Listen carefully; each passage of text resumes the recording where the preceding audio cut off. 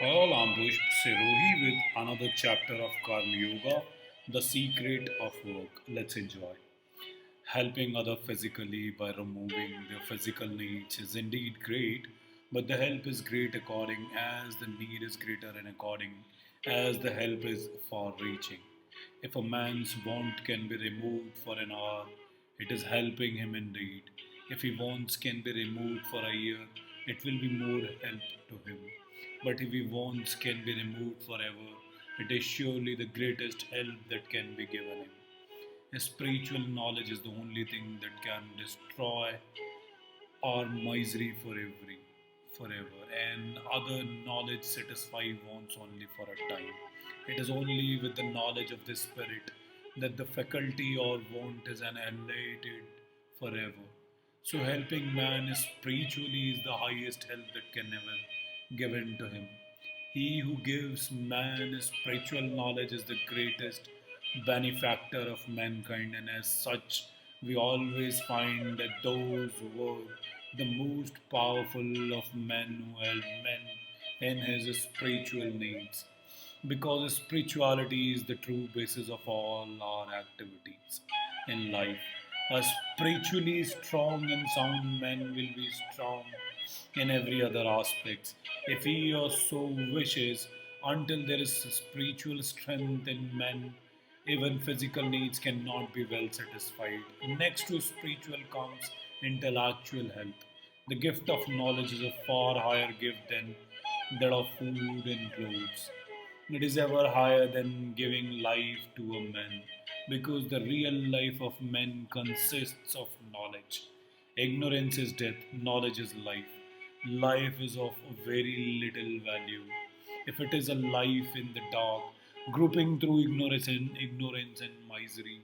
Next in other comes, of course, helping a man physically. Therefore, in considering the question of helping others, we must always strive not to commit the mistake of thinking that physical help is the one help that can be given. It is not only the last but the least, because it cannot bring about permanent satisfaction. The misery that I feel when not only the last but the least, and the misery that I feel when I'm hungry is satisfied by eating, but hunger returns. My misery can cease only when I'm satisfied.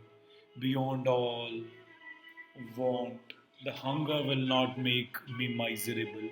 No distress, no sorrow will be able to move me. So that help which tend to make us strong spiritually is the highest.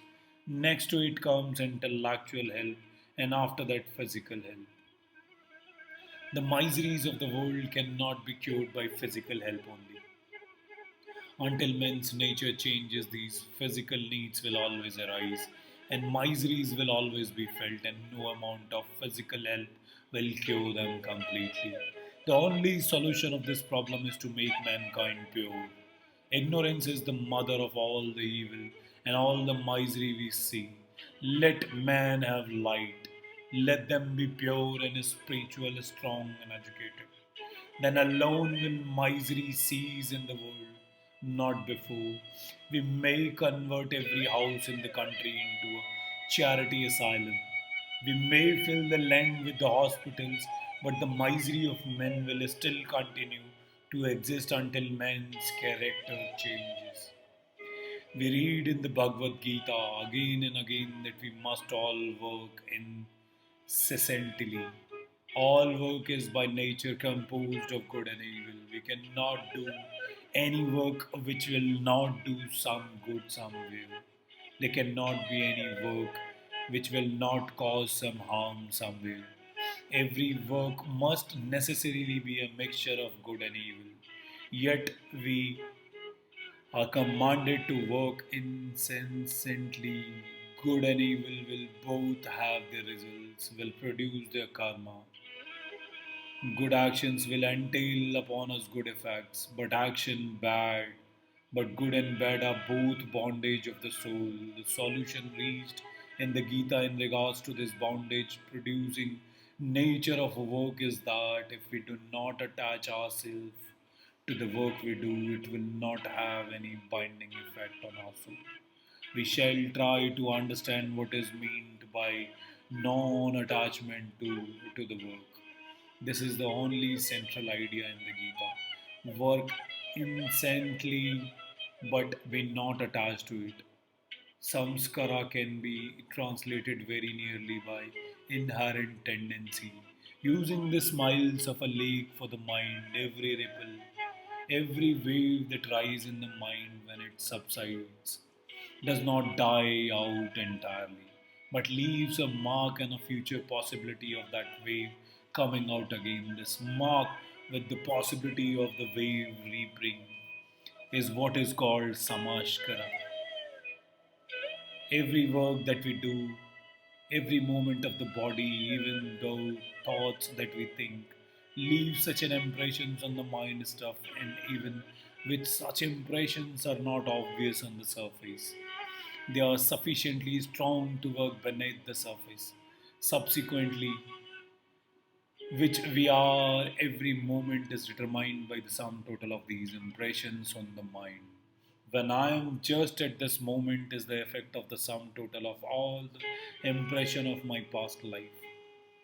This is really what is meant by character. Each man's character is determined by the sum total of these impressions.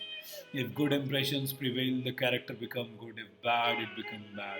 If a man continuously hear bad words, thinking bad thoughts, does bad actions, his mind will be full of bad impressions, and they will influence his thought and work without his being conscious of the fact.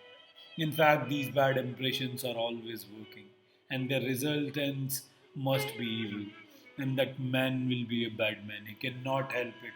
The sum total of these impressions in him will create the strong motive power of doing bad actions. He will be like a machine in the hands of his impressions, and they will force him to do evil. Similarly, if a man thinks good thoughts and does good works, the sum total of these impressions will be good, and they, in similar manner, will force him to do good even in spite of himself. When a man has done so much good work and thought so many good thoughts that there is an irresistible tendency in him to do good in spite of himself, and even if he wishes to do evil, his mind and the sum total of his tendencies will not allow him to do so. The tendencies will turn him back. He is completely under the influence of the good tendencies. When such is the case, a man's good character is said to be established.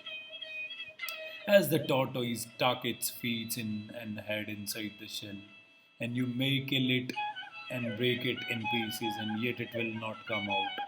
Even so, the character of that man who has control over his motives and organs is unchangeable, established. He controls his own inner forces, and nothing can draw them out against his will.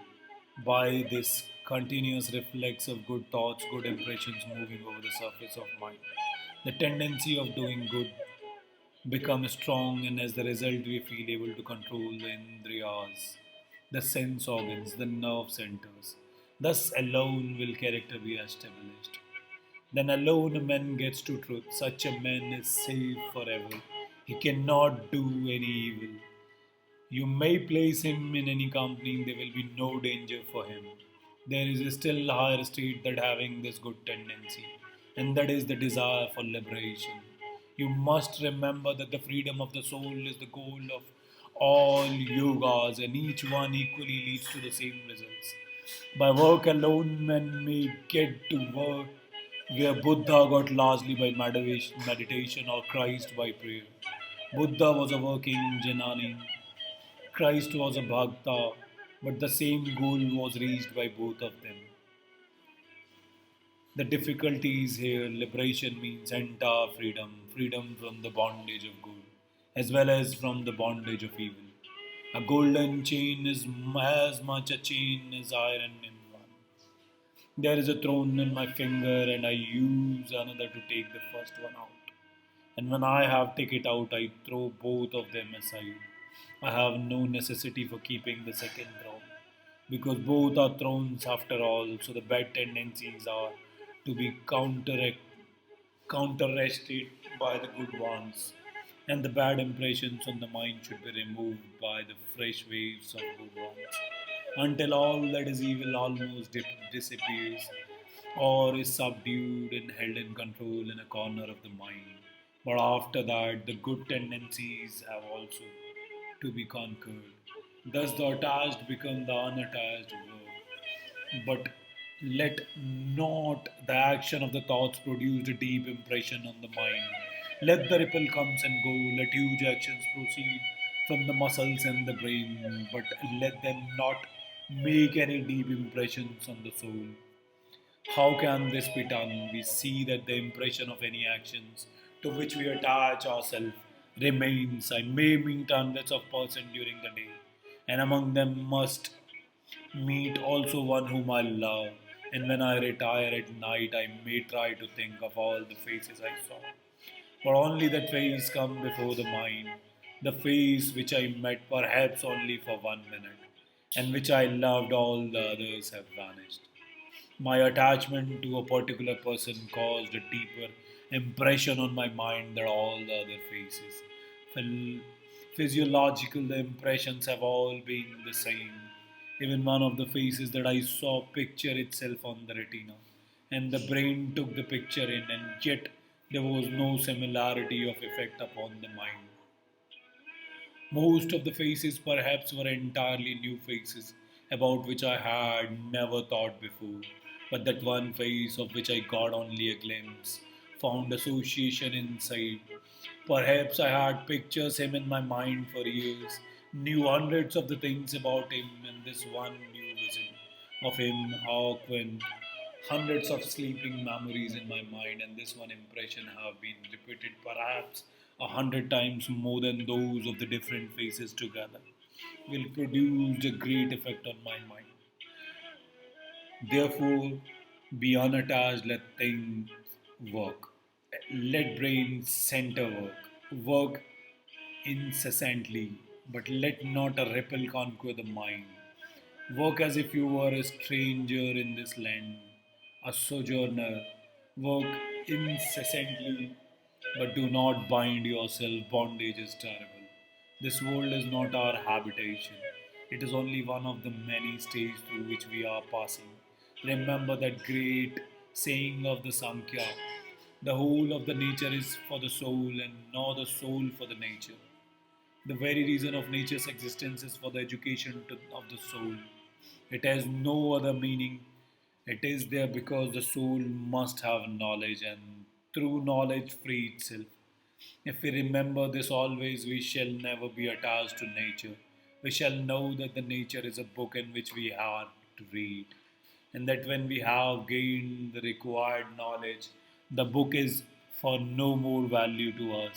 Instead of that, however, we are identifying ourselves with nature, we are thinking that the soul is for nature and the spirit is for the flesh. And as the common saying has it, we think that man lives to eat and not eats to live. We are continually making this mistake. We are regarding nature as ourselves and are becoming attached to it. And as soon as this attachment comes, there is a deep impression on the soul, which binds us down and make us work not for freedom, but like slaves. The whole gist of this teaching is that you should work like a master and not as a slave. Work incessantly, but do not do slaves' work. Do you not see how everybody works? Nobody can be altogether at rest. 99% of mankind work like slaves, and the result is misery. It is all selfish work, work through freedom, work through love. The word love is very difficult to understand. Love never comes until there is freedom. There is no true love possible in the slave. If you buy a slave and tie him down in chains and make him work for you, he will work like a drudge, but there will be no love in him. So when we ourselves work for the things of world as slave, there can be no love in us, and our work is not true work. This is true of work done for relatives and friends. and is true of the work done for our own selves. Selfish work is slave's work, and here is a test. Every act of love brings happiness. There is no act of love which does not bring peace and blessedness and its reactions. Real existence, real knowledge, and real love are eternally connected with one another. The three in one, where one of them is the others, also must be. They are the three aspects of one without a second, the existence, knowledge, bliss. When that existence becomes relative, we see it as the world. That knowledge become in its turn modified into the knowledge of the things of the world. And that bliss form the foundation of all true love known to the heart of man. Therefore, true love can never react so as to cause pain neither to the lover or to beloved. Suppose a man loves a woman, he wishes to have her all himself and feel extremely jealous about her every moment. He wants her to sit near him, to stand near him, and to eat and move at his bidding. He is a slave to her and wishes to have her as a slave. That is not love, it is a kind of morbid affection of the slave, insinuating itself as love. It cannot be love because it's painful. If she does not do what he wants, it brings him pain. With love, there is no painful reaction. Love only brings a reaction of bliss. If it does not, it is not love. It is making something else for love. When you have succeeded in loving your husband, your wife, your children, the whole world, the universe in such a manner that there is no reaction of pain or jealousy, no selfish feeling, then you are in a fit state to be unattached. Krishna says, "Look at me, Arjun. If I stop from work of one moment, the whole universe will die. I have nothing to gain from work. I am the one Lord, but why do I work? Because I love the world. God is unattached because He loves. That real love makes us unattached. Wherever there is attachment, the clinging to the things of the world, you must know that it is all physical attraction between sets of particles of matter. Something that attracts two bodies nearer and nearer all the times, and if they cannot get near enough, produce pain. But there, but where there is a real love, it does not rest on physical attachment at all. Such lovers may be 1,000 miles away from one another, but their love will be all the same. It does not die and will never produce any painful reaction. To attain this unattachment is almost a life works. But as soon as we have reached this point, we have attained the goal of love and become free. The bondage of nature falls from us, and we see nature as she is. She forgets no more chains for us. We stand entirely free and take not the result of work into consideration. Who then cares for what the result may be? Do you ask anything from your children in return of what you have given them? It is your duty to work for them, and there are the matters in whatever you do for a particular person. A city, a state, assume the same attitude toward it as you have towards your children. Expect nothing in return. If you can invariably take the position of the giver, in which everything gives by you is a free offering to the world, without any thoughts of return, then will your work bring you no attachment? Attachment comes only where we expect a return. If working like slaves results in selfishness and attachment, working as matter of our own mind gives rise to the bliss of non-attachment. We often talk of right and justice, but we find that in the world, right and justice are mere baby's talk. There are two things which guides the conduct of men: might and mercy. The exercise of might is invariable the exercise of selfishness. All men and women try to make the most of whatever power or advantage they have. Mercy is heaven itself. To be good, we have all to be merciful. Even justice and right should stand on mercy. All thoughts of obtaining return from the work we do hinder our spiritual progress. Nah, in the end, it brings misery. There is another way in which this idea of mercy and selfless charity can be put into practice, that is, by looking upon work as a worship. In case we believe in a personal God, here we give up all the fruits of work unto the Lord, and worshipping Him thus, we have no right to expect anything from mankind for the work we do. The Lord Himself works incessantly and is ever without attachment. Just as water cannot wet the lotus leaf, so work cannot bind the unselfish, may be given rise to attachment to results. The selfless and unattached man may live in the very heart of a crowded and sinful city. He will not be touched by sin. This idea of complete self sacrifice is illustrated in following story. After the battle of Kurukshetra, the five Pandava brothers performed a great sacrifice and made very large gift to the poor. All people expressed amazement at the greatness and richness of the sacrifice and said that such a sacrifice the world has never seen before. But after the ceremony, there come a little mongoose, half of whose body was golden and the other half brown, and he began to roll on the floor of the sacrificial hall. He said to those around, "You are all liars, this is no sacrifice." What? They exclaimed.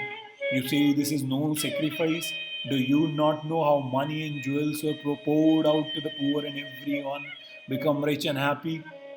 This was the most wonderful sacrifice any men ever performed. But the mongoose said, there was only once a little village, and in there dwelt a poor Brahmin with his wife, his son and his son's wife. They were very poor and lived on small gifts made to them for preaching and teaching. There come in that land a 3 years famine, and the poor Brahmin suffered more than ever. At last, when the family has starved for days, the father brought home one morning a little barley flour, which he had been fortunate enough to obtain, and he divided into four parts, one of each member of the family. They prepared it for their meal, and just as they were about to eat, there was a knock at the door. The father opened it, and there stood a guest. Now, in India, guest is a sacred person. He is as a god for the time being and must be treated as such. So the poor Brahmin said, "Come in, sir, you are welcome." He set before the guest his own portion of the food, which the guest quickly ate and said, "Oh, sir, you have killed me. I have been starving for 10 days, and this little bit has but increased my hunger." Then the wife said to her husband, give him my share." But the husband said, "No, not so." The wife, however, insisting, saying, "Here is a poor man, and it is our duty as a householder to see that he is fed, and it is my duty as a wife to give him my portion, seeing that you have no more to offer him." Then she gave her share to the guest, which he ate, and said he was still burning with hunger. So said, so the son said, "Take my portion also. It is the duty of a son to help his father to fulfill his obligations." The guest ate that, but remained still unsatisfied. So the son's wife gave him her portion also. That was sufficient, and the guest departed, blessing them. The night those four people died of starvation, a few granules of that flour had fallen on the floor, and when I rolled my body on them, half of it became golden. As you see, since then I have been traveling all over the world, hoping to find another sacrifice like that, but nowhere have I found one. Nowhere else has the other half of my body been turned into gold. That is why I say this is no sacrifice. This idea of charity is going out of India. Great men are becoming fewer and fewer. When I was first learning English, I read an English storybook in which there was a story about a dutiful boy who had gone out to work and had given some of his money to his old mother, and this was praised in 3 or 4 pages. What was that? No Hindu boy can ever understand the moral of that story. Now I understand it. When I hear the Western idea, every man for himself, and some men take everything for themselves, and father and mothers and wives and children go to the wall.